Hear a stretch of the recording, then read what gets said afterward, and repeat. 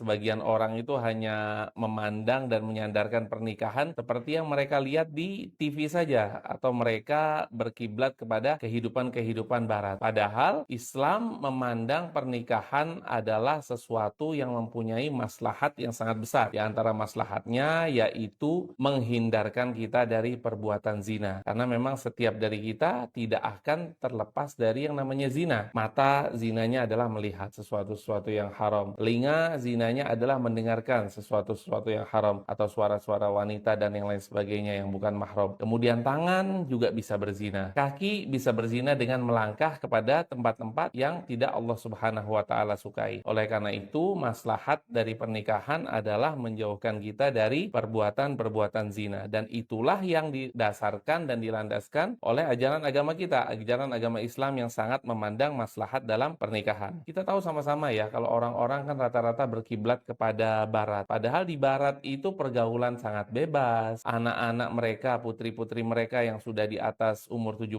tahun dan 18 tahun tidak boleh diarahkan lagi oleh orang tuanya. Mereka bebas, mereka menggunakan pakaian-pakaian mini, pakaian-pakaian sempit dan yang lain sebagainya, dan itu orang tua tidak bisa menegurnya sama sekali. Bahkan ketika orang tua menegur bisa dipidanakan. Itu di negara-negara barat yang menurut mereka adalah kiblat dari peradaban, kiblat dari segala keterbaruan, kemodernan dan lain sebagainya. Padahal mereka semua tahu bahwasanya anak-anak wanita di sana kalau sudah di atas 17-18 tahun jarang ada yang dinafkahi. Nah, ini berbeda dengan ajaran agama Islam. Selama ia belum menikah, maka tanggung jawab putri tersebut adalah masih dalam tanggung jawab bapak kandungnya atau dalam tanggung jawab walinya. Jadi tidak bisa ya kita samakan antara yang terjadi di barat dengan yang terjadi sekarang. Di barat mereka, atau bahkan ya di negara kita sudah banyak ya orang tua yang membolehkan anak gadisnya untuk keluar dengan yang lawan jenis. Yang perempuan diperbolehkan keluar dengan laki-laki. Oh ya, nggak apa-apa kok dia cuma makan berdua. Oh nggak apa-apa kok mereka cuma pergi berdua kerja kelompok dan lain sebagainya, goncengan dan lain sebagainya. Dan hal itu adalah hal yang dilarang dalam agama kita. Maka kita harus memperhatikan anak gadis kita dan kita harus mendidiknya dengan pendidikan yang tegas sesuai dengan ajaran agama kita. Jadi kalau barat itu dengar, wah pernikahan dini nih, ada pernikahan di bawah umur,